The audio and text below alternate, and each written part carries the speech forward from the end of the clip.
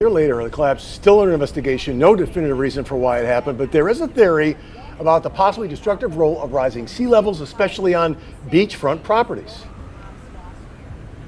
Right, so some scientists speculate that climate change could lead to rising sea levels and the salt water comes up underneath closer to the bottoms of the buildings. And that, they say, could also pose a threat to other coastal buildings.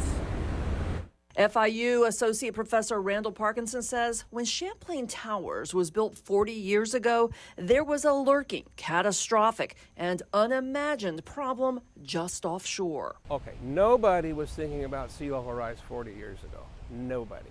Since the towers collapsed last June, Parkinson, who has studied climate change and sea level rise for 35 years, got some data from NOAA. So when I looked at it, I could see that even when the condo was built, there were times of the year when the water level of the ocean was at or higher than the basement floor elevation. Between higher sea levels, king tides, and hurricane surges, Parkinson says the number of times sea level rose above the tower's basement floor increased from an average of 244 times a year between 1994 and 2006 up to 636 times per year from 2007 to 2020.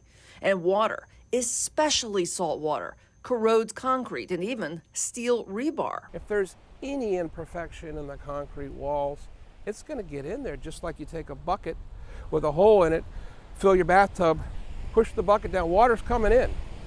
And you need to patch that hole. Parkinson is worried about other condominiums dotting our shoreline, many built in the same decade as Champlain Towers. They, too, could have underground corrosion caused by rising sea levels. He says owners need to make sure the buildings are inspected, including the foundations that may be at catastrophic risk. Storm loss, buildings collapsing, loss of life and quality of life. So we have the power to minimize or reduce those inconveniences, or we just need to begin to do it.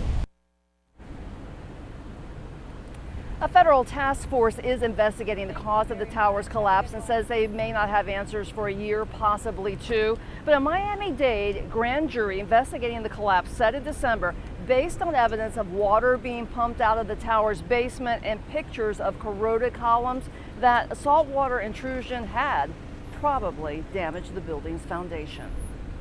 Live in Surfside, I'm Terry Parker. Chris?